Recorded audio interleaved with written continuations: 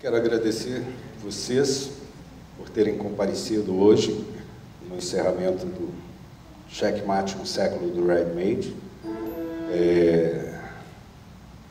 Eu fico muito feliz com a resposta que houve. Quando eu escrevi o projeto, eu não pensei que pudesse ser bem recebido do modo como foi.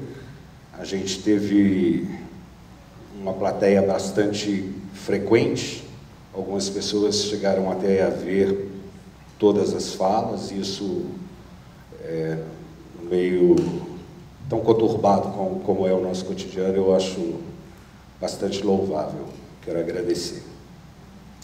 Então, continuando o Proforma, esse é um projeto contemplado pelo edital Conexão Artes Visuais MINC Funarte Petrobras, por meio da Lei Federal de Incentivo à Cultura, e que tem como mote a comemoração do centenário de criação do Ready-Made pelo artista francês Marcel Duchamp, promovendo encontros para refletir, revisar, criticar, discutir e debater temas de grande relevância que surge da prática da apropriação manifesta na produção de artistas contemporâneos que trabalham com objetos, imagens e mensagens prontas.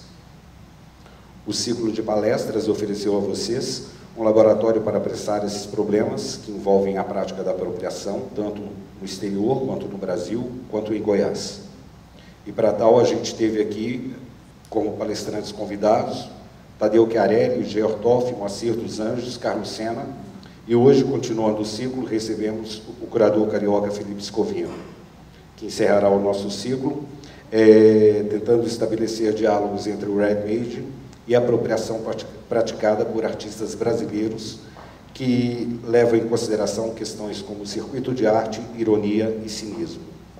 Felipe Scovino é professor do programa de pós-graduação de artes visuais da Escola de Belas Artes da Universidade Federal do Rio de Janeiro, doutor e pós-doutor em artes visuais por essa mesma universidade, é autor do livro Arquivo Contemporâneo, publicado pela Sete Letras, e Cildo Meirelles, publicado pelo Azul Editorial. Foi ganhador da Bolsa Estímulo de Produção Crítica em Artes pela região Sudeste, MINC Funarte 2008, e curador das exposições individuais de Lígia Clark no Itaú Cultural e Abraham Palatinic no Centro Cultural Banco do Brasil, em Brasília. Para finalizar, eu quero agradecer novamente à Funarte, ao MINC e à Petrobras, que viabilizam projetos dessa natureza, ao Centro Cultural UFG, que cedia os nossos encontros, ao Carlos Sena Passos, que também nos recebeu, a Flávia Corvinel, que cedeu a pauta do teatro para a gente fazer os encontros aqui nessa sala linda, ao Elo Samvoy, que dá o respaldo técnico para a gente operar isso aqui, e o Tiago Lemos, que está fazendo a documentação para nós. Mais uma vez, agradecer a vocês, espero que tenham uma boa noite e curtam a fala do Felipe. Muito obrigado.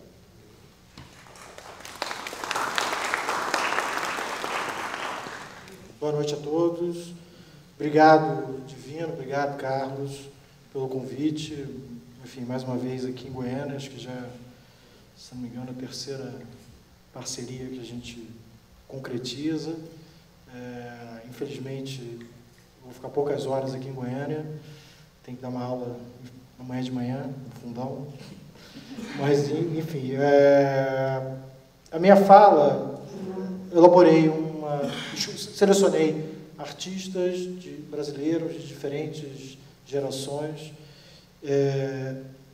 que particularmente possibilitam uma visada, né, de diálogo com a obra do Duchamp a partir desses três pontos que o Divino acabou de falar, né? Seria, portanto, ironia, sarcasmo e a ideia de economia, né? Faltou isso depois eu passar no release, mas como, especialmente na obra de Cildo Meirelles e Jacques Lerner, esses dois artistas criam uma visada, uma possibilidade de diálogo com Duchamp via a ideia de economia, e, em particular, um trabalho do Duchamp, que não é um dos trabalhos mais icônicos dele, justamente por isso eu escolhi, né? Não é a roda de bicicleta, não é o urinol, que é o cheque Tizank. Né? Eu vou falar desse cheque mais à frente, e seria, portanto, a partir desse trabalho do Duchamp, né? Um trabalho com o qual ele vai pagar o dentista, né?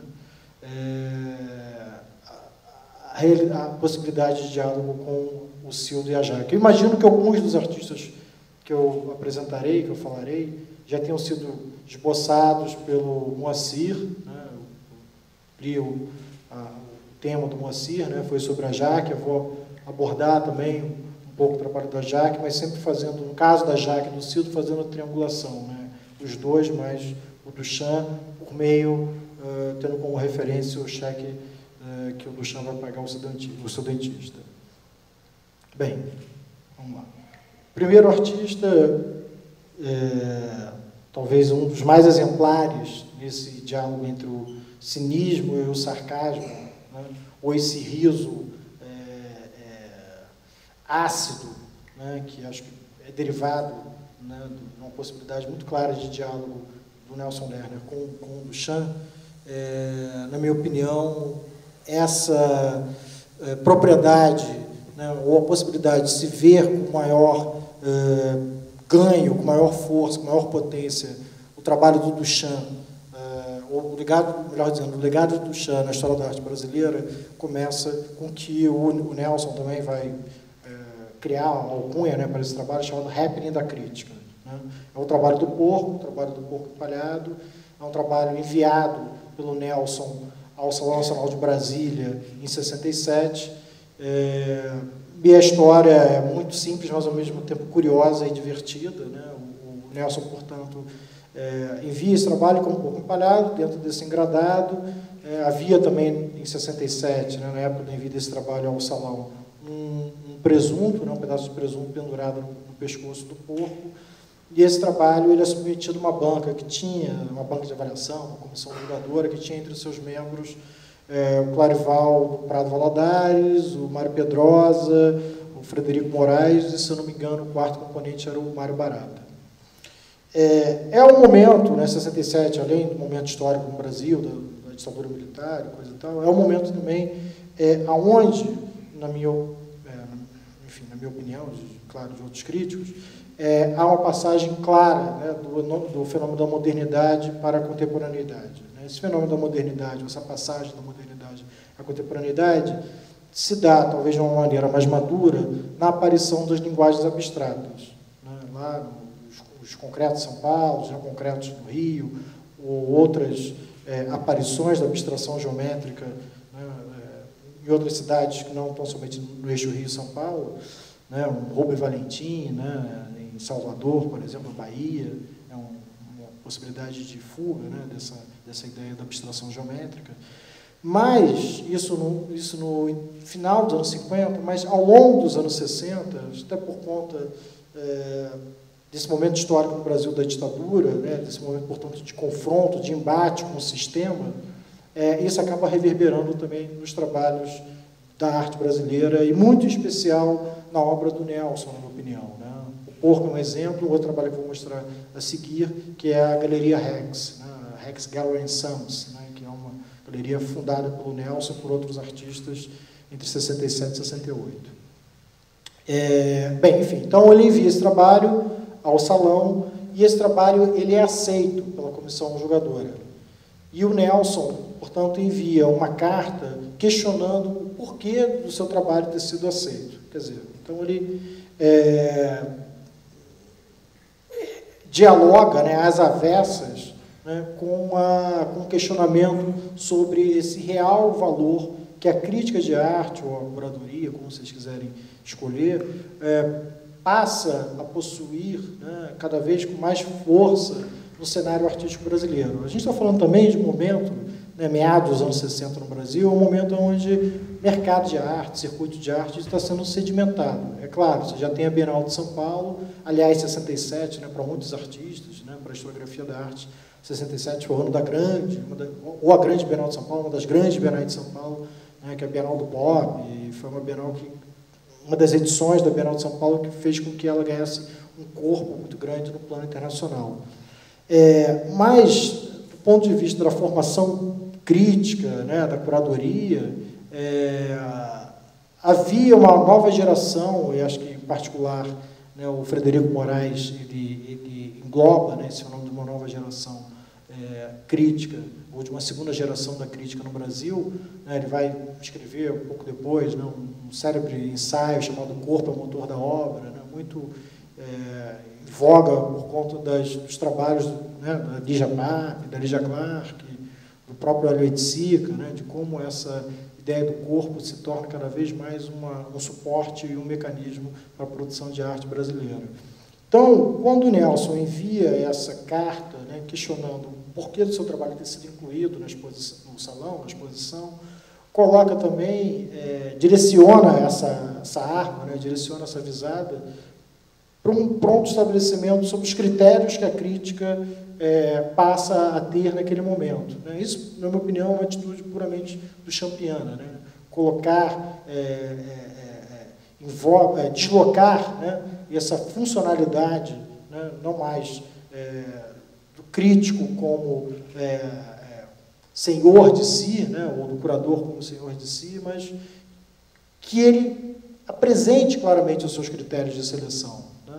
Que plano, portanto, de modernidade está se colocando no Brasil naquele momento, no meio das artes plásticas brasileiras naquele momento. Né? Porque aceitar o porco é criar, aceitar o porco empalhado, acho que na cabeça do Nelson estava sendo criado um novo paradigma, né, de júri, um novo paradigma de aceitação do que passaria a ser também um objeto de arte no meio das artes plásticas brasileiras. Né? Então, era no sentido de continuidade dessa afirmação, de continuidade desse discurso.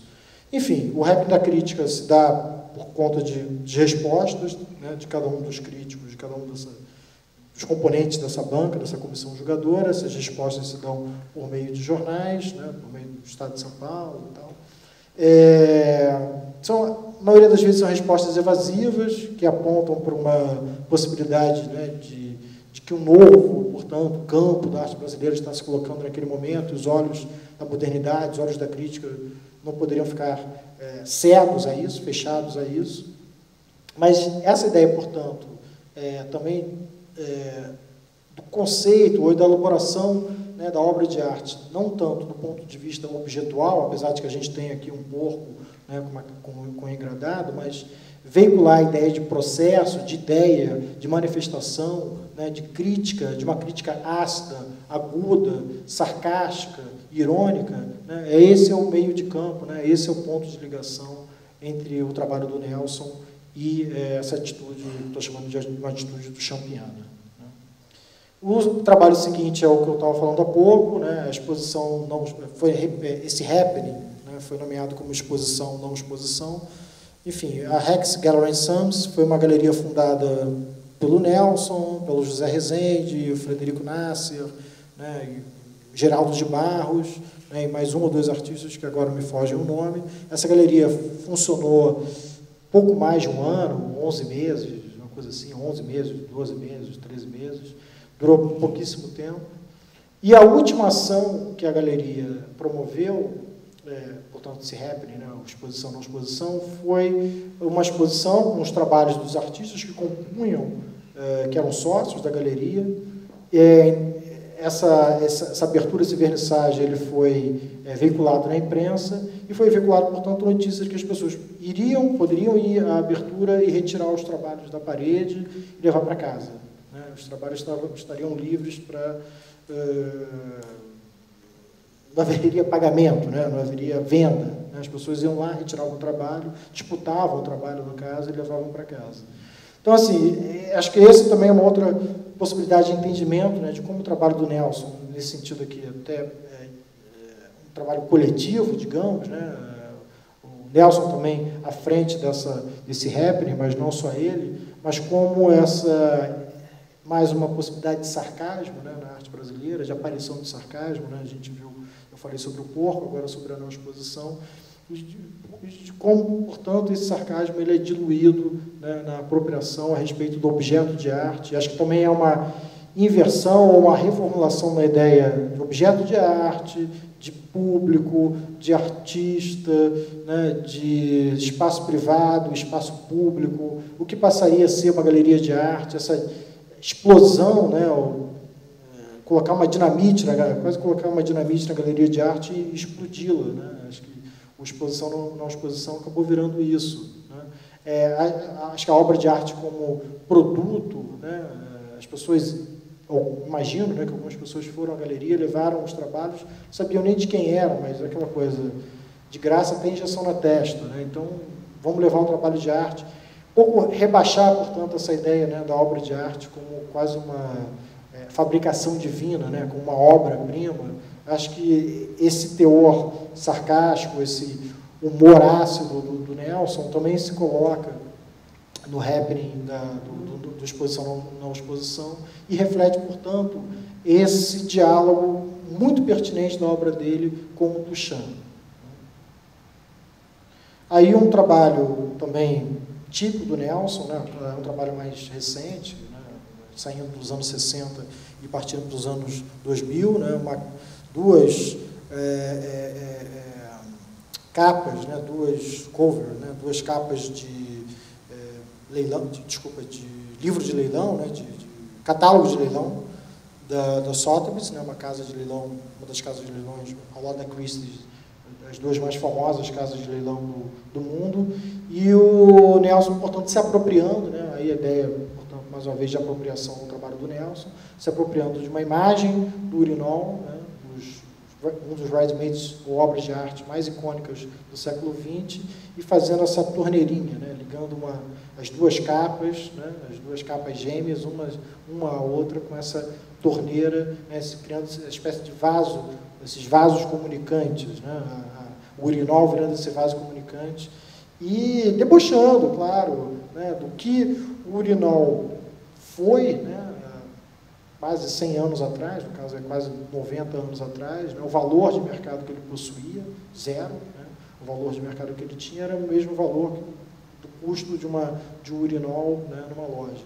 E o valor, portanto, de mercado que o urinol passa a ter nos anos 2000, enfim, após a morte do Duchamp, talvez mais fortemente a partir dos anos 80, 70, 80, né, o quanto essa iconografia, o quanto essa ideia, né, processual, né, a respeito do próprio trabalho do Duchamp ganha uma outra notoriedade mercantil, né, nesse sentido, e acho que esse trabalho pode até criar uma veiculação, como que eu vou falar mais à frente, né, a respeito do trabalho da Jacques Lerner e do Cildo Meirelles, né, esse emblema da economia, que é muito importante também para o Duchamp, né, não só a apropriação, né, ou a desfunção daquele objeto, mas também o quanto um objeto de arte, e isso acho que fica muito claro, né, nos anos que nós vivemos, na década que vivemos, né, da obra de arte como commodity, né, da obra de arte como fator especulativo, né, e acho que o leilão é o lugar, por essência, desse status, né, da obra de arte como um ato especulativo, como uma obra especulativa, né, as pessoas, enfim, não é uma novidade, vocês sabem disso, né, hoje as pessoas compram obra de arte pensando como investimento, né, e pelo menos, né, agora o Globo, né, que é o jornal do Rio, é incrível porque você abre o jornal, a parte de cultura do segundo caderno do Globo, você não tem uma reportagem que fale sobre o porquê, né, sei lá, que o Van Gogh ou o Monet alcançou 40 milhões de dólares, né, quer dizer, falando a respeito da qualidade daquele artista, né, o que é documentado é o valor que essa obra sofre no mercado, o valor que essa obra é adquirida, né, pelo colecionador, e esses números, né, ou essa noção da obra de arte como algo especulativo, como algo financeiro, né, você compra um trabalho hoje por R$5.000, daqui a 10 anos esse trabalho pode estar valendo 50 mil. Realmente é uma possibilidade disso vir a acontecer. O problema é quem vai comprar esse trabalho daqui a 10 anos, né, tendo 50 mil reais. Eu acho que essa problemática que não sei se o Duchamp pensou a respeito disso, né, pelo menos os altos valores que a obra de arte chegaria a adquirir né, na contemporaneidade, mas que o Nelson, sim, pensa, reflete, né, e debocha dessa circunstância. Eu acho que isso fica evidente em um trabalho como esse, como o Sotheby's, né, que um pouco não, desacralizar essa ideia do objeto de arte como algo né, divino e poderoso, né? Um pouco desse deboche do Nelson, um pouco do deboche do Duchamp que a gente vê no trabalho do Nelson. Outro trabalho também, ainda na seara do deboche, né, do Nelson Lerner, que é o quebra-cabeça do urinol, né, essas partes, acho que dá para vocês perceberem, essas partes são móveis, né, sempre há uma parte que falta para que justamente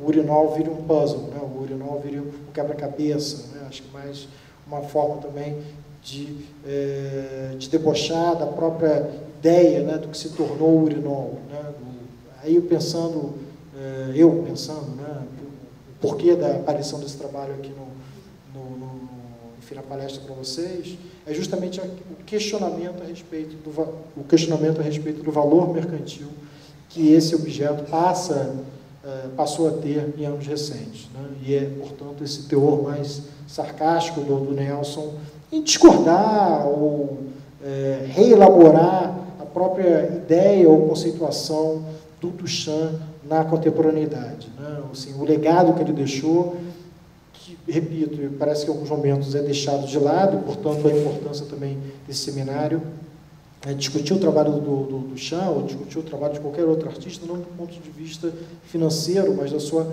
qualidade, né, estética. Enfim, na verdade, eu trouxe esse trabalho também para falar, assim como os dois anteriores, para falar dessa produção um pouco mais recente do Nelson, concentrá-la apenas nos anos 60, né? Acho que mais um trabalho desse humor, né, do Nelson. Acho que é um trabalho que, de certa maneira, vai antecipar aquelas grandes passeatas, né, que o Nelson vai fazer, aquelas grandes hordas, né, de figuras. Ele vai fazer uma, eu trouxe uma imagem, vai fazer uma nos anos 80, na Luiza Estrina, se não me engano foi a primeira. Aí ele vai ficar um intervalo sem fazer essas que eu chamo de passeatas, né, manifestações, passeatas. Depois ele vai fazer esse trabalho, o Checkmate. E aí, nos anos 2000, né, até um trabalho que ele vai fazer na Bienal de Veneza, Bienal de São Paulo, depois da Bienal de Veneza, que são essas grandes jogos de futebol, os estádios, né, repletos com várias significações a respeito da nossa própria ideia, né, que talvez o outro, o estrangeiro, faça do brasileiro, né, o que significa o Brasil, desses clichês a respeito do Brasil, né. Acho que isso vai ficar uma tônica bem interessante no trabalho do Nelson, ele evocar a ideia de religiosidade, evocar a ideia, né, de uma formação identitária, racial no Brasil. Então, deixa eu avançar um pouco aqui, esse trabalho que eu estava falando, né, o Grande Combate, que foi a primeira, que eu chamo de passeata, né, do Nelson Lerner, né, esse trabalho no Luiza Estrina. Então, você tem elementos da religiosidade, elementos da fauna, elementos da flora, você tem o negro, tem o índio, né, o homem branco, um trabalho bem kit, né, um trabalho que flerta com esse pensamento do kit, mas, ao mesmo tempo, nos faz perceber o quanto somos diferentes disso que está diante de nós e que, aos olhos do outro, né, desse indivíduo de fora, né, desse indivíduo que não, enfim, que não está presente na nossa sociedade brasileira, nos tem como, né, essa visibilidade que, ao mesmo tempo, é muito estranha para nós, né, a forma como esses clichês, esses arquétipos, esses estereótipos são construídos a nosso respeito. E aí o Nelson vai focar muito eu não trouxe outra imagem, né, eu trouxe apenas essas duas, mas ele vai focar muito na ideia do futebol, ele vai focar muito na ideia das festas, né, religiosas no Brasil. Então, o quanto isso acaba virando uma grande manifestação cultural, diversa, né, mas, ao mesmo tempo, sei lá, estou falando da minha experiência, né, quando vejo esses trabalhos do Nelson, essas grandes instalações, quanto isso torna um fetiche, um dado kit, ao mesmo tempo muito distante do que nos compõe, né, do que nos faz. Esse trabalho também, acho um trabalho assim, bem exemplar, né, eu estava falando no início da palestra, né, sobre a passagem da modernidade para a contemporaneidade e o quanto as linguagens construtivas foram importantes, né, para a formação cultural, para a formação artística no país, e o Nelson vai brincar, né, vai debochar dessa ideia, né, das linguagens construtivas, especialmente, né, o Nelson sendo um artista paulista, né, o quanto as linguagens construtivas foram importantes, né, para São Paulo, para a formação cultural e identitária, não só das artes plásticas, mas da arquitetura, do design, né, naquela cidade. E é uma série tem cerca de 10 trabalhos, 10, 15 trabalhos, chama-se Construtivismo Rural. É um trabalho feito com pele de boi, né?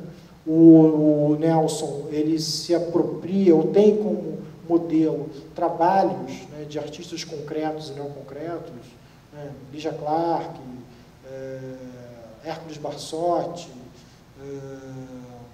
qual é o outro? Willis de Castro, a Lígia Pape. Ele se apropria de vários trabalhos desses, usa como molde, né? Usa como uma espécie de imitação, né? Molde para os seus trabalhos do construtivismo rural. A primeira série, a primeira parte, os primeiros trabalhos que ele fez do construtivismo rural foi para uma exposição, até que o Tadeu, se não me engano, o Tadeu foi o curador da exposição, uma exposição na virada dos anos 90 para os anos 2000, foram 6 trabalhos do construtivismo rural, dos quais o Nelson teve como modelo 6 trabalhos, né, de artistas concretos que faziam parte do acervo do MAN de São Paulo, né? Na época o Tadeu era curador do MAN de São Paulo. Esse não é um caso, mas eu acho que aqui a gente também percebe essa ironia e sarcasmo, né, que são 2 dos 3 pontos que eu quero ressaltar na palestra de hoje, né, dessa herança, desse legado do Duchamp, e que se notabiliza, né, que se reproduz ou se desloca, como vocês preferirem, para o trabalho do Nelson Lerner. Esse riso ácido, né, extremamente ácido do Nelson, e diversificado. Né? Aqui o Nelson tem uma trajetória longuíssima, né? São mais de 50 anos de carreira, uma produção inestimável, e trazendo esses poucos trabalhos, né, da carreira do Nelson, a gente consegue perceber não só esse fio, né, que percorre o trabalho dele, esse grande panorama que atravessa o trabalho dele, né, e um dos heróis, né, para o Nelson, acredito que seja o Duchamp, e como o Nelson releu o Duchamp, isso é interessante, né, eu estava lendo, né, não do Pierre Cabane, mas um livro de entrevistas do Calvin Tonks, que foi o biógrafo do Duchamp, até para me preparar aqui para a palestra, né? E o Calvin diz uma certa... Esse livro é uma entrevista do Calvin com o Duchamp, mas o prefácio é uma entrevista de um jornalista, acho que do New York Times, se eu não me engano, com o Calvin, perguntando como é que tinham sido os encontros dele com o Duchamp, como é que tinha sido feita a biografia do Duchamp, e uma das perguntas que o jornalista faz ao Calvin é se o Duchamp era um sujeito engraçado, né? E o Calvin responde que não, ele era um dos camaradas assim, mais sérios que ele tinha conhecido, né? E é curioso, né, como esse riso, né, como esse sarcasmo do Duchamp aparece no trabalho dele, não tanto na vida, né, na biografia, mas e claro, aqui no caso, né, no objeto da palestra, né, portanto, também como esse humor, né, do Duchamp, ele é refeito, né, ele é reciclado, digamos assim, pelos artistas brasileiros, em especial, na minha opinião, pelo Nelson Lerner, né, que é o grande herdeiro do trabalho do Duchamp no Brasil. Bem, aí eu parto para a segunda artista da noite, a Lígia Pape, também que eu citei aí na palestra por uma outra situação. Essa aqui foi uma exposição que eu e o Lauro Cavalcante fizemos no Itaú Cultural, né, uma exposição, eram 5 exposições, era o Causa e Efeito, eram quantas exposições? 4? Eram 4 exposições, né, dentro do Itaú Cultural, uma exposição que tinha o nome Causa e Efeito e 4 subcuradorias, né, 4 curadorias. Eu e o Lauro Cavalcante fizemos essa, chamava Eu Como Eu, na realidade é esse trabalho aqui da Lígia Pape, daqui a pouco eu volto naquele, né, que é esse trabalho da Lígia Pape, que é um plotter, né, de 1 metro por 1 metro, desses 3 frangos, né, comendo, bicando o frango assado. Né. Acho que a Lígia também é uma artista penso, né, ser uma artista também altamente conveniente, né, de ser trazida à tona nessa circunstância, de se discutir as reverberações do trabalho do Duchamp na arte brasileira, ao lado do Nelson Lerner, Lígia Pape. Assim, o trabalho do Nelson, na realidade, tem esse teor do humor, desse humor ácido, né, debochado, que atravessa o trabalho dele como um todo. A Lígia, na minha opinião, nem tanto, né, tem uns trabalhos construtivos, né, do início da carreira dela, nos anos 50 e 60, que ainda a fazem estar muito arraigada dentro do pensamento construtivo, apesar, né, das, digamos, de bordas, né, que a Lígia constrói, que a diferem um pouco de um plano mais rígido e concreto sobre o que poderia vir a ser as linguagens, poderiam vir a ser as linguagens construtivas no Brasil. Nos anos 70, quando a Lígia Pape se aproxima do cinema, se aproxima do design, e mais particularmente no final da carreira dela, nos anos 90 e 2000, a Lígia adota, ou fica mais exacerbado, esse discurso mais irônico e ao mesmo tempo político, né, no trabalho dela. E aí eu destaquei esses dois trabalhos, né, o Eu como Eu, né, que é um trabalho que poderia até, sei lá, na minha opinião, existir, né, enquanto objeto, né, enquanto ação, enquanto performance, né, e o Não Pise na Grana, né, que, aliás, quando houve o convite para fazer o Causa e Efeito, né, o Lauro me convidou, eu falei, Lauro, o primeiro trabalho que me vem à mente é o Não Pise na Grana, da Lígia Pape, um trabalho que não tinha sido feito até então, era um projeto da Lígia, mas ela não tinha sido feita em vida, e que fazia, na minha cabeça, total sentido ser feito dentro do Itaú Cultural, né? Apesar dele não ser um banco, o Itaú Cultural representa, né, um banco, né? Então, o Não Pise na Grana, acho que ganhou até uma outra conotação, tendo sido feito dentro do espaço do Itaú, né? Não dá para vocês perceberem, eu não tinha uma imagem melhor, infelizmente, mas tem aquele cartaz, né, aquele cartão, vocês estão vendo? Cartão branco no meio da alface, né, que está escrito o título do trabalho, né, está escrito Não Pise na Grana. Né, as alfaces, isso é no Itaú mesmo, as alfaces que tinham que ser renovadas, sei lá, de 2 em 2 dias, né, senão elas apodreciam, e em volta das alfaces esses tijolos, né, essa marcação de tijolos, criando esse perímetro, né, essa zona de vizinhança em relação ao alface. E, bem, o alface, acho que isso acontece em todo o Brasil, se bem que hoje em dia as pessoas não falam mais isso, né, mas o dinheiro também tinha alcunha, vocês sabem disso, né, o dinheiro tinha alcunha também de verdinha, né, as pessoas, né, por causa do dólar, né, imagino que seja isso, né, as pessoas chamavam, acho que hoje em dia ninguém chama mais dinheiro de verdinha, né, mas tinha esse paralelo, né, no caso da Lígia, da grana ser sinônimo, né, ser sinônimo, grama, né, alface, grama, porventura grana, ser essa simbologia, com dinheiro.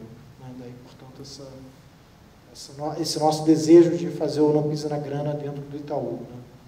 Bem, o Eu como Eu, que é, na minha opinião, um dos trabalhos mais sarcásticos, um dos melhores trabalhos dos anos 90, um dos melhores trabalhos da Lígia Pape, sem dúvida nenhuma. Né, um trabalho, infelizmente, pouco conhecido dela, acho que também, isso eu acabei esquecendo de perguntar o projeto da Lígia Pape, mas eu acho que também foi um trabalho que a Lígia não fez, né, foi só um projeto que ela não chegou a fazer em vida.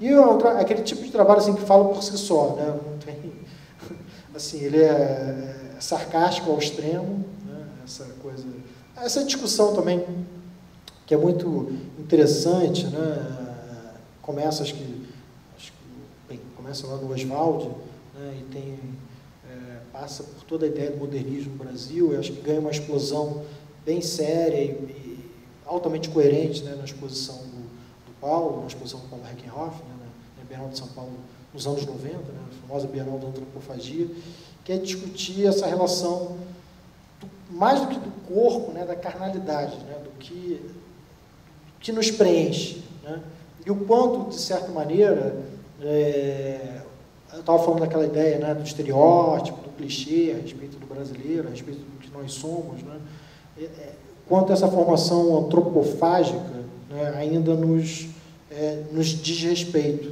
Né, E o quanto esse debate ainda estava muito vivo, né, por causa da Bienal do Paulo, esse debate sobre antropofagia acho que reverbera, né, nos anos seguintes, e ele, ali já acho que se apropria disso e constrói um discurso muito bem-humorado, muito ácido, né, mas ao mesmo tempo muito bom, sobre essa discursividade a respeito da antropofagia, que nos remete, portanto, a quase a nossa ancestralidade, né, quase que a nossa formação ali, da chegada dos portugueses ao Brasil, né, e até antes disso, né, de como a sociedade indígena, né, enfim, as tribos indígenas se comportavam, o quanto isso causava uma espécie de espanto e, ao mesmo tempo, curiosidade, né, o quanto isso é visto como violência, ao mesmo tempo prática cultural, né. Acho que isso diz também muito a respeito sobre a nossa própria formação, né, sobre o quão difícil é nos identificarmos, né, o quão difícil é nos analisarmos, né, e dizermos, o brasileiro é assim, assim, assado, né, como às vezes me parece que é tão fácil para o estrangeiro nos falar, nos comentar, né, comentar sobre nós, né, falar sobre nós, analisar sobre a nossa própria sociedade. Esse também é um trabalho interessantíssimo da Lígia, né, em 67, o MAN, né, o Museu de Arte Moderna do Rio de Janeiro, abre uma chamada geral aos artistas de compra de trabalhos. Né, um museu, imagina, coisa que hoje em dia, nossa, quase que inexistente, né, vamos dizer inexistente. Então, em 67, o MAN abre essa prerrogativa, mas não é edital, que acho que essa palavra nem existia na época, edital, mas uma chamada geral aos artistas, né, os artistas enviassem projetos ao museu, esses projetos seriam analisados também por uma banca, por uma comissão, e finalmente alguns seriam escolhidos, né, para aquisição do MAN, para o acervo do MAN. E a Lígia envia 2 trabalhos, né, a Caixa de Formiga e a Caixa das Baratas. A Caixa das Baratas, acho que tem esse... Né, também no início da palestra eu falei, né, de como esse tom político, né, não só uma parte bem rápida aqui, né, o tom político, quando eu falo, não só remetendo à ditadura militar, mas remetendo à própria ideia de institucionalização da arte que começava a haver no Brasil, né, desde os anos 50, né, acho que desde a formação dos primeiros museus de arte moderna no país, né, talvez os 2 primeiros sejam o MAN do Rio e o MAN de São Paulo, também na década de 50, óbvio, a Bienal de São Paulo, e a partir daí começa a haver uma série de constituições, né, de fundações de museus ao longo do país. Só que esse modelo institucional, museológico, rapidamente ele começa a se questionar. Por quê? Bem, eu não quero detesto ser bairrista, mas enfim, vamos lá. Não vem outro exemplo que não seja da nova objetividade. A nova objetividade brasileira foi uma exposição feita nesse mesmo ano, em 67, no Museu de Arte Moderna do Rio. Foi uma exposição, digamos, organizada, curada, criticada. Todas as funções foram ocupadas pelo Hélio Oiticica. O MAN do Rio já tinha passado pela Opinião 66 e pela célebre exposição Opinião 65, na qual o Hélio foi expulso. Né? Vocês conhecem esse caso? O Hélio, no início dos anos 60, sobe o Morro da Mangueira, né? Ele não mora no Morro da Mangueira, mas convive, ele se encontra, né, no Morro da Mangueira, convive com os passistas, com a comunidade da Mangueira. Em 65 há uma exposição no MAN, muito importante, lá na Opinião 65, e o Hélio, já, enfim, no auge dos parangolés, né, desce a Mangueira, Mangueira fica no bairro de São Cristóvão, e vem de São Cristóvão até o centro do Rio com a bateria da Mangueira, parte da bateria da Mangueira, parte dos passistas da Mangueira e ele vestido com os parangolés. Eles chegam nos pilotis do museu, né, no dia do vernissage, no dia da abertura da exposição, e é negado ao Hélio, claro, aos passistas, a toda a sua turma, a entrada no museu. Né? O Hélio é expulso do MAN. Isso é um paradigma assim, importante não só para as artes plásticas no Rio, mas para as artes plásticas no Brasil, né, que é o confronto entre essas duas instâncias, né, o novo e o velho. Né? O velho, o museu, mas é um velho que, naquele momento, estava em pretensa reformulação dos seus próprios conceitos, né? Acho que é por isso também importante que eu trouxe o porco do Nelson Lerner, para a gente pensar essas práticas, né, essas novas práticas dos artistas que envolviam o corpo, que envolviam assemblagem, que envolviam performance, que envolviam happening e que envolviam, inclusive, animais empalhados, né? Então, esse museu que está questionando, né, ou que está se abrindo para as novas práticas artísticas, ao mesmo tempo se mostra relutante em abrigá-las, né, em determinados momentos, né? Acho que isso a gente observa na própria Bienal de São Paulo, né, quando o Palatinic, né, ele é recusado, né, em participar da primeira edição da Bienal de São Paulo, porque o trabalho dele, o aparelho cinecromático, não se encaixava em nenhuma das categorias, né? Não era pintura, não era escultura, não era desenho. Imagine só, né? Hoje isso acontecer, né, no meio de arte brasileiro ou qualquer outro país, né? Se o seu trabalho não é pintura, desenho, escultura ou gravura, você não é artista, você não pode expor, você saia daqui, né?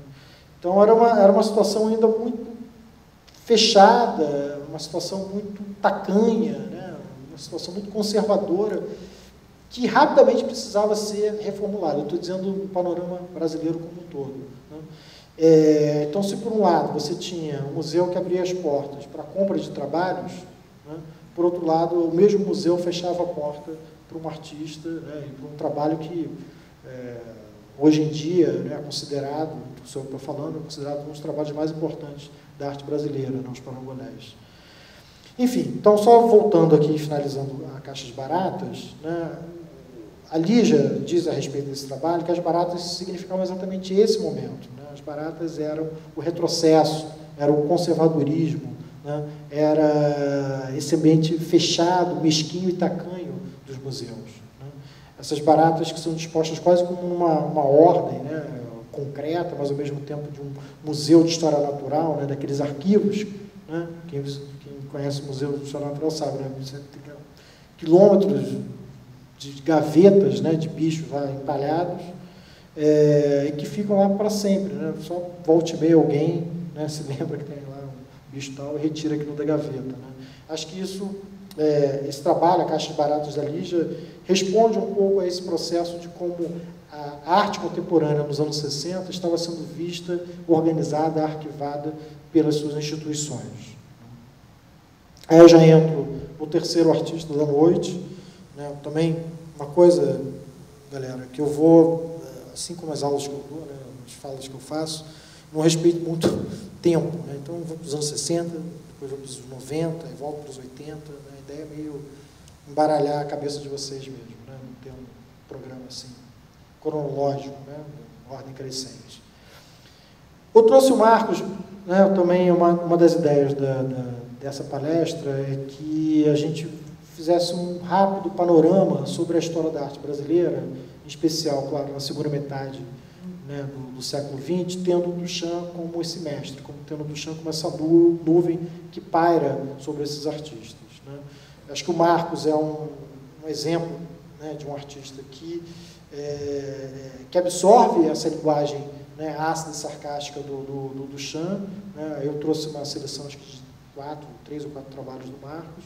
Primeiro, esse trabalho um pouco mais antigo dele, né, o Globo Terrestre com Peruca. Acho que também uma coisa interessante, que é bastante veiculada pelo Duchamp, né, nos seus trabalhos, é a ideia do título, né? O título não é algo que está longe, né, ou separado da objetualidade, né, mas o quanto, em muitos casos, né,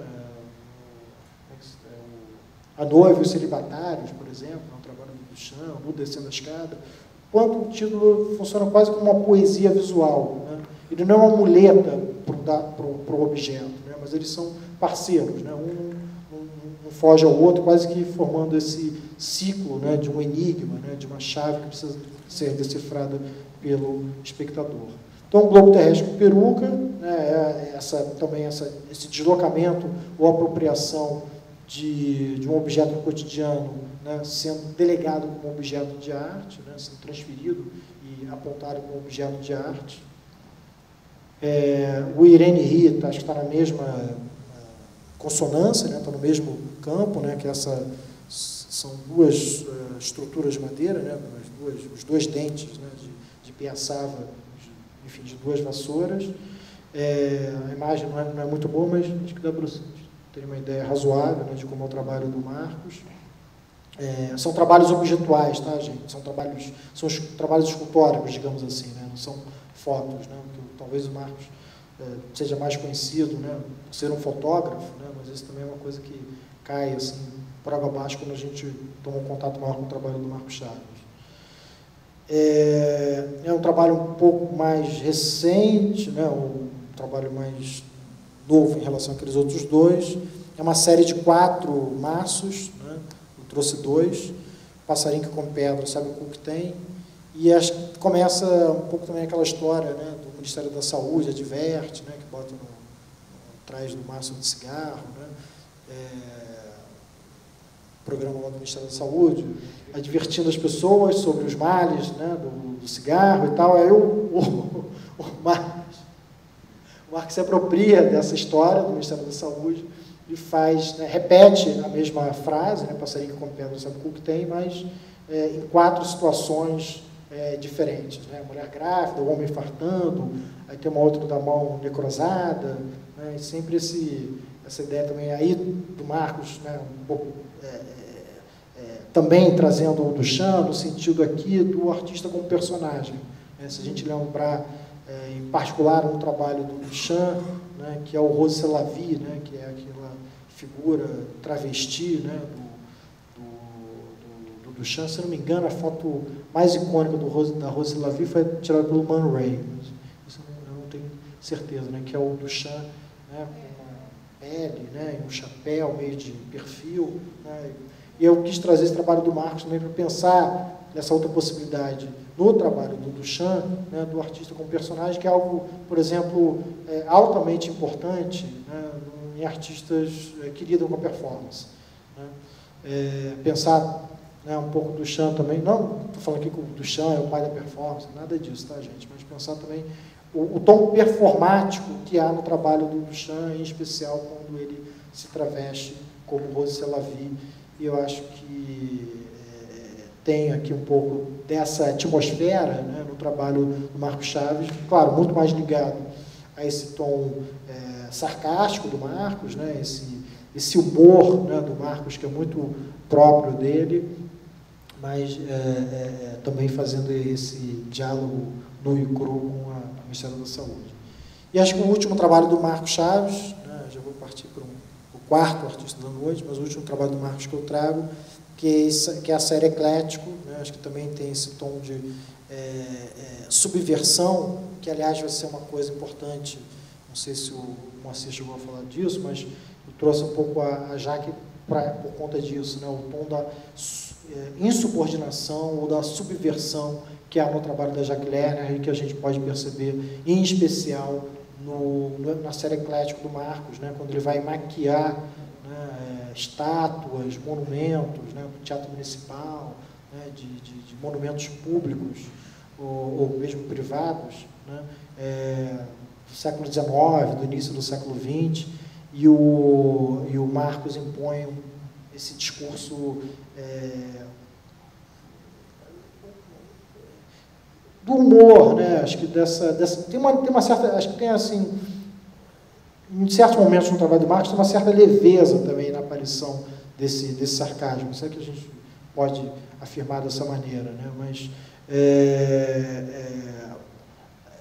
o que eu gostaria de chamar mais a atenção de vocês e ao mesmo tempo que vocês guardassem essa série do Marcos, é para a gente pensar na Jaque, que eu vou mostrar no final da palestra, né, que é a última artista que eu vou falar a respeito. Bem, aí eu abro para uma outra onda, assim, para uma outra possibilidade, né, de entendimento a respeito do ready-made com um artista que é importantíssimo, né, para o pensamento a respeito das linguagens construtivas no Brasil e, em particular, em São Paulo, que foi o Valdemar Cordeiro, né, ele foi o grande mentor, a grande cabeça assim, do movimento concreto em São Paulo.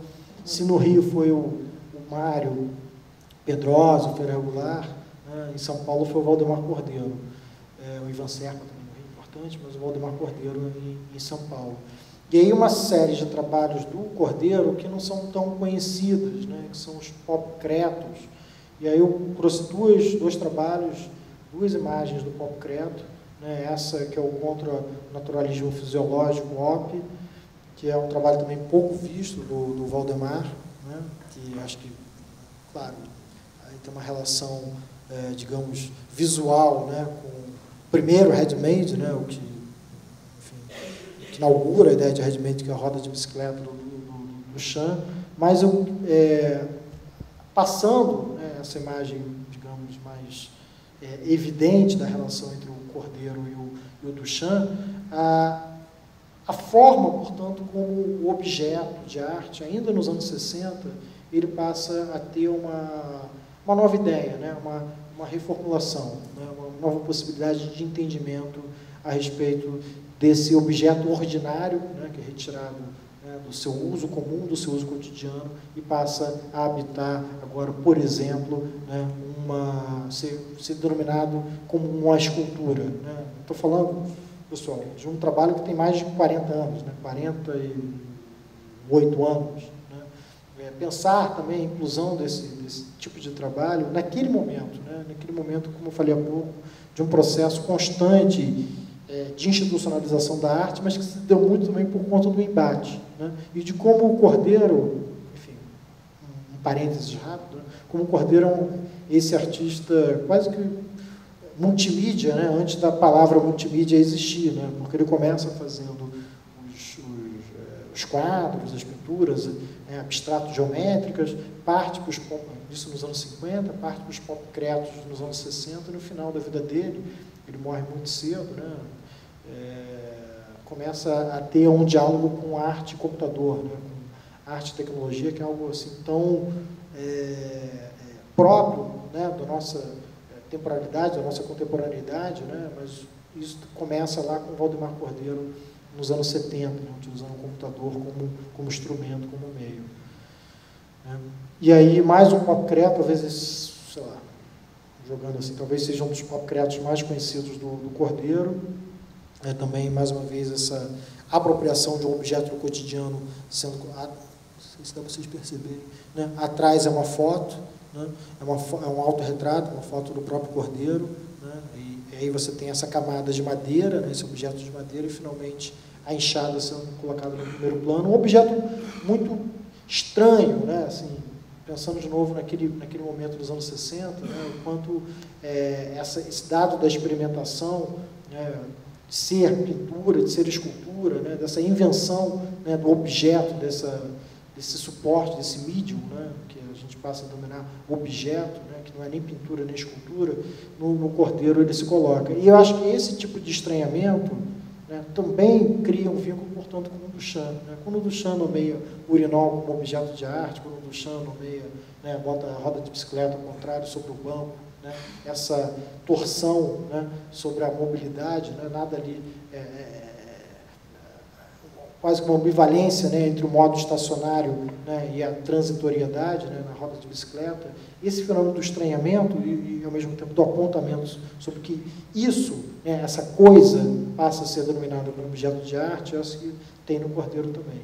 E aí eu faço uma ligação temporal mesmo, né? Por conta de serem dois artistas que estão experimentando ao mesmo tempo, né, do Cordeiro com Rauschenberg. E, bem, eu trouxe o Canyon, que é um trabalho também icônico do Rauschenberg, mas poderia ser qualquer outro, pelo menos nessas aplicações, né, nessas assemblagens que o Rauschenberg faz, e toda a geração dele, o Jasper Johns, né, essa geração seguinte, né, os expressionistas abstratos, e que está ali lado a lado com a pop art, mas ao mesmo é pop art, mas ao mesmo tempo não é pop art. Acho que o Valdemar Cordeiro é um artista interessantíssimo para se pensar não só o legado do atravessamento do Duchamp, né, no trabalho dele, mas também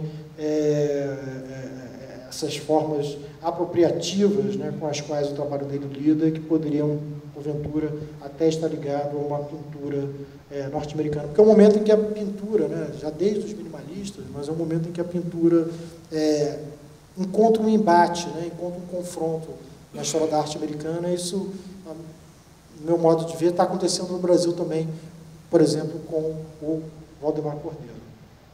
Aí eu trago, ainda nesse âmbito, né, o estranhamento, entre aspas, né, dois trabalhos do Farnese,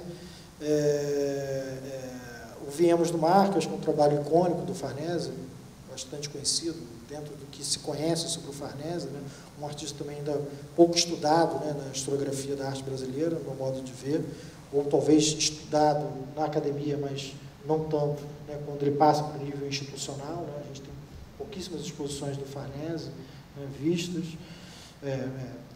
produzidas, executadas, infelizmente, um artista que merece, portanto, uma maior profundidade sobre o seu trabalho. E, bem, eu trouxe o Viemos do Mar, eu trouxe a Natureza Morta. Também quis colocar o Farnese de Andrade próximo ao Valdemar Cordeiro, próximo aos concretos do Cordeiro, não só para restaurar, né, para concretizar essa ideia do estranhamento e da absorção de um objeto de arte fora do seu uso cotidiano, de um objeto do cotidiano sendo deslocado para o meio de arte, né, como é o caso do... Se bem que no caso do Farnese, são associações um pouco mais delicadas, né, em comparação ao Valdemar Cordeiro, porque isso diz muito também sobre o universo particular, subjetivo daquele artista, né, o quanto o fenômeno da religiosidade é muito presente no trabalho do Farnese e nem um pouco no trabalho do Valdemar Cordeiro. Né. Vou acelerar aqui um pouquinho, né, senão vocês vão me matar aqui. Depois, enfim, a gente pode aprofundar na hora das perguntas. Estou chegando à parte final, tá, da minha palestra, a última parte. Esse é o cheque de Zanck que eu estava falando para vocês. Dá para ver melhor aqui do que no meu computador. Mas o cheque de Zanck é o seguinte, é uma história boba e super rápida. Né? O Duchamp vai ao dentista, termina a consulta no valor de $115, o Duchamp faz o quê? Ele faz a cópia de um cheque. Né? Ele desenha um cheque. Né? Um cheque no valor de $115. Né? Então, vocês estão vendo ali na parte inferior esquerda, o valor 115, a assinatura do Duchamp, em cima, né, The Thieves Law and Trust Company, que é provavelmente a pessoa jurídica do dentista, data lá em cima, 3 de dezembro de 19, o endereço, Wall Street, New York, tal. Né? Então, ele desenha no papel o cheque e paga o dentista com esse cheque. Né? Isso é de 1919, como eu disse, é um ready-made, né? Mas não tão icônico quanto os ready-mades que nós conhecemos com maior propriedade.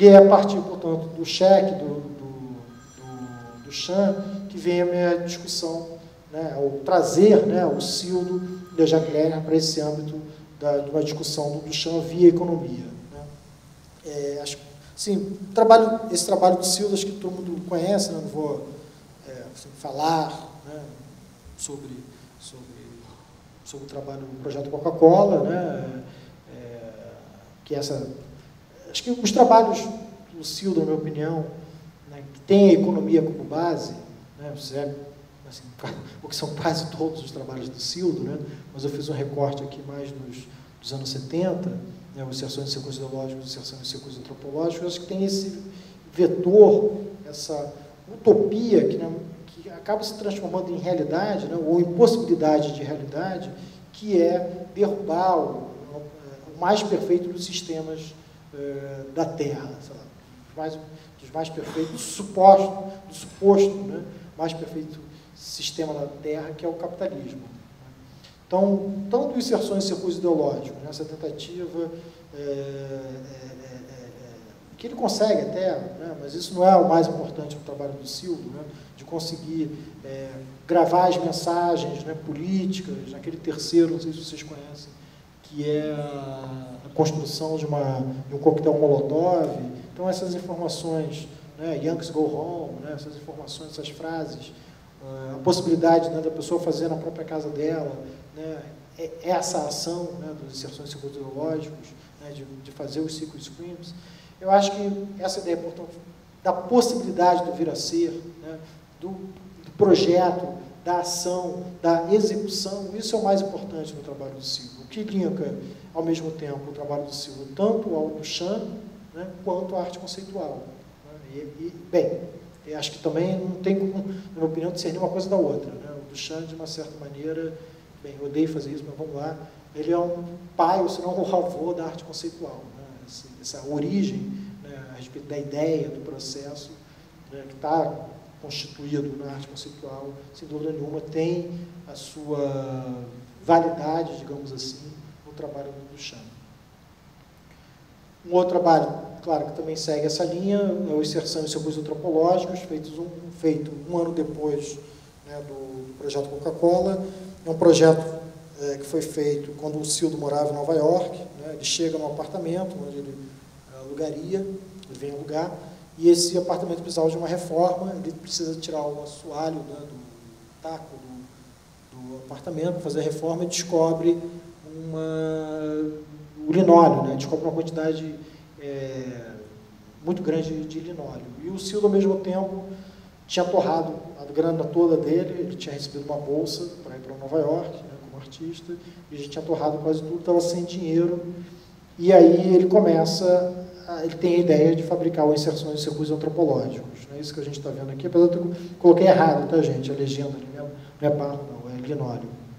Então ele aproveita o linóleo do flat dele e tem a ideia, portanto, de fabricar, né, fichas de telefone, fichas para máquinas de compra de doce, né, de refrigerante, e a ficha do metrô, né? Ele descobre que, usando a mesma densidade e volume, ele consegue driblar o sistema, né, driblar o capitalismo. Então, mais uma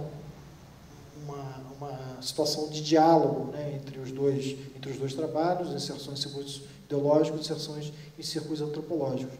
Agora, ambos os trabalhos, eles têm um caráter de tornarem-se públicos, de querer tornarem-se públicos, né? Não é um trabalho, é do Cildo Meirelles, só o Cildo Meirelles pode fazer, não. São trabalhos que querem ser disseminados na sociedade, né? Querem se tornar gerais, querem se tornar amplos, né? Essa é a característica dessas duas séries de trabalhos do Cildo, né? O quanto o povo, o quanto a sociedade poderia, portanto, aí que fica também esse jogo interessante de trabalho do Cildo, né? Entre utopia e realidade, né? Porque são trabalhos utópicos, mas ao mesmo tempo concretos. Eles podem ser realizados, né? Hoje em dia, claro, você não tem mais o ficha no metrô, ou ficha de telefone, mas isso nos anos 70 era perfeitamente viável, né? Produzir quase como um crack, né? Quase como uma quebra, né, na bolsa, né? Quase como uma quebra no regime capitalista, né? Se fossem trabalhos amplamente divulgados, né? E aí também mais uma ponte entre o Duchamp e o Cildo, que é a saída do trabalho de arte de uma esfera muito condicionada, né, no caso o meio de arte, para uma esfera pública, né? Isso acontece com os ready-mades também, né? Aliás, o ready-made é exatamente isso, né? A transição entre espaços, né, de uma esfera do cotidiano para uma esfera artística, e essa possibilidade, portanto, de criar uma quebra, né, de criar um racha, né? O que está acontecendo aqui no Cildo já tinha acontecido no Duchamp. E aí eu estava, enfim, falando em dinheiro, né, no cheque de Zanck, não poderia também deixar de falar de dois trabalhos do Cildo. Um é a Árvore do Dinheiro, que são as 100 cédulas de um cruzeiro, né, dobradas e colocadas sobre o plinto, né, então dando ar objetual, escultural ao dinheiro, né, e claro, esse trabalho não valia 100 cruzeiros e não vale, sei lá, 100 reais hoje em dia, mas exatamente essa disfunção entre o que é visível, ou o que ele aponta, ou do que ele é formado, e o valor que ele é adquirido, ou passa a ser adquirido. E aí ele lembra, né, lá o trabalho do Nelson Lerner, né, da Sotheby's, né, o quanto essa visualidade, essa objetualidade, ela passa por uma outra razão, por outro circuito que não é o nosso, né? É o circuito dos leilões, é o circuito do mercado, é o circuito das galerias, é o circuito de outro tipo de institucionalização que cria essa possibilidade de, quase que, vou inventar uma palavra aqui, de desreconhecer o real, né? De desreconhecer o visível, né? É uma outra circunstância pela qual esse objeto passa.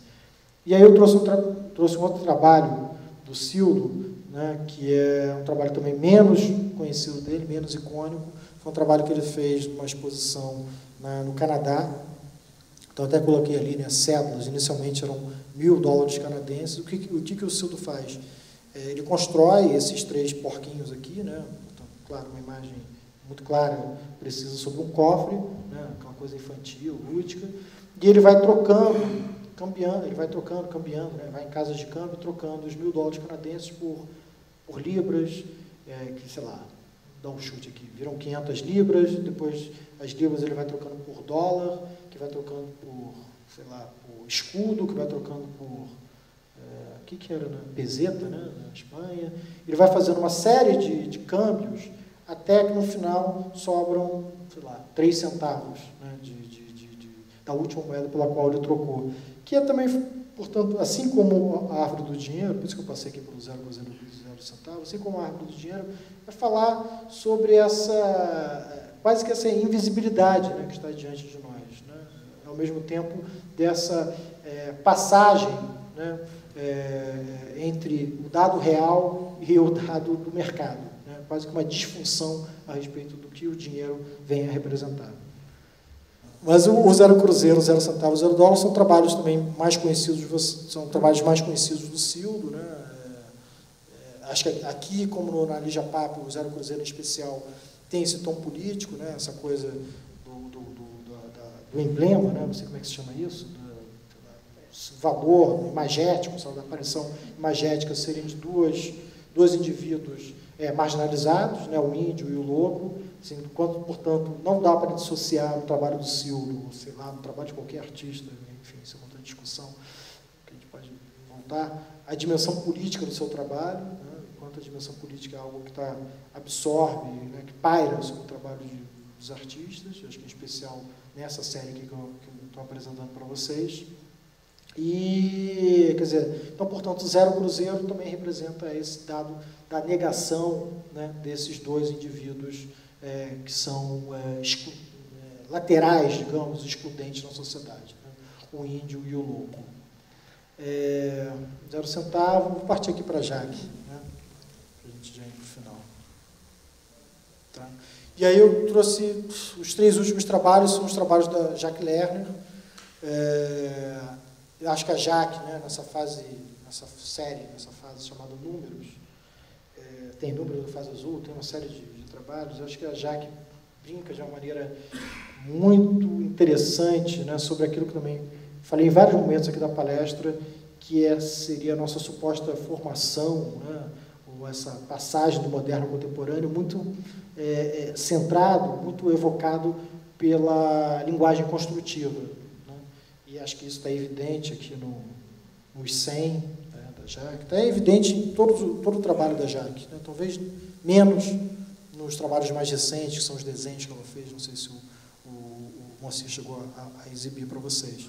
Mas, pelo menos nesses trabalhos aqui dos anos 80 e 90, né, essa ideia do construtivo, né, e especialmente aqui no Nomes, né, que eu acho um trabalho excepcional da Jacques, essa aqui também, se eu não me engano, foi na curadoria do Moacir, acho que foi na estação, foi da curadoria do Moacir, que são, bem, vou repetir, tá? Desculpa, provavelmente vou repetir o que o Moacir já falou, mas são trabalhos, são sacolas plásticas, né, com nomes de distintas lojas, que a Jacques vai construindo esse mosaico, né, de dimensões variáveis no espaço museológico.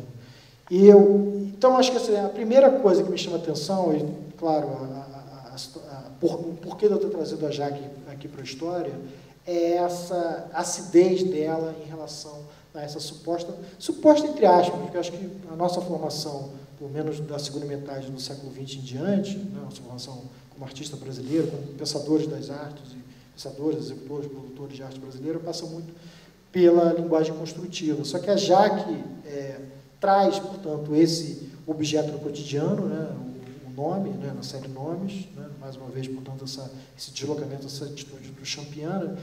E, assim como o Nelson, né, guardado suas devidas especificidades,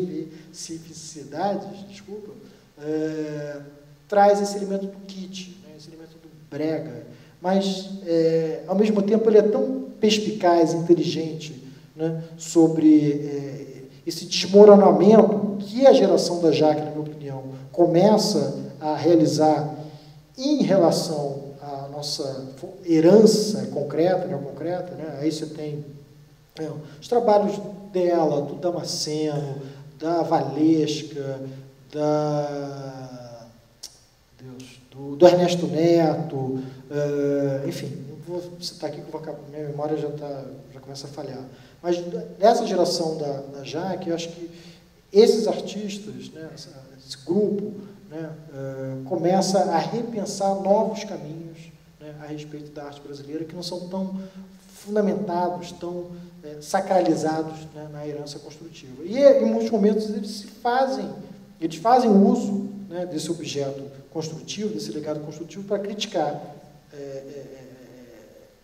essa geração passada e, ao mesmo tempo, apontar novos caminhos. São trabalhos, por exemplo, os primeiros trabalhos do Ernesto Neto são tão mais Ligia Clarkianos ou oiticicanos do que os trabalhos de hoje, né? Tem uma dureza ali muito interessante, uma dureza e uma sensorialidade ali muito interessante no meu modo de ver. Bem, e aí os 100 e os números, né, que são os dois últimos trabalhos que eu trouxe, também, ao mesmo tempo, falo dessa linguagem construtiva que eu estava falando há pouco, acho que traz a linguagem da rua, né? Então, os desenhos, né,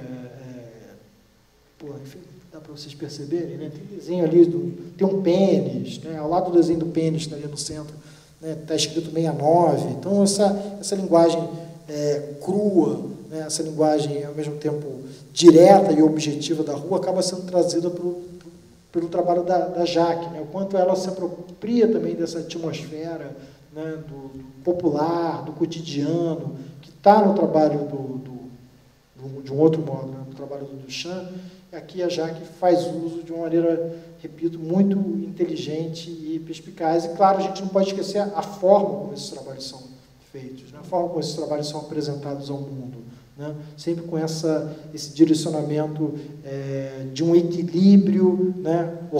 De um equilíbrio, sei lá, concreto, de um equilíbrio construtivo, mas quando a gente vai analisar de perto, eles estão cheios de defeitos, né? Que são os desenhos feitos, sei lá, a caneta, a lápis, né, por essa pessoa que está ali trocando, fazendo uso do dinheiro. Então, tem uma coisa muito viva no trabalho da Jaque, né? Eu acho que isso é importante, né? Assim como no trabalho do Duchamp, né? O quanto esse elemento da organicidade, da rua, né? Dessa presença sarcástica, desse elemento risível a respeito do mundo, né? Das idiosincrasias do mundo, é tornado visível tanto no Duchamp quanto nesses artistas que, de sua maneira, né, tocam o trabalho dele e, de alguma maneira, se tornam herdeiros, muitas aspas nisso, do seu trabalho. Bem, enfim, era isso que eu tinha para dizer. Agradeço a atenção de vocês, já 9h40 da noite, vocês são muito gentis de ficar aqui. Obrigado.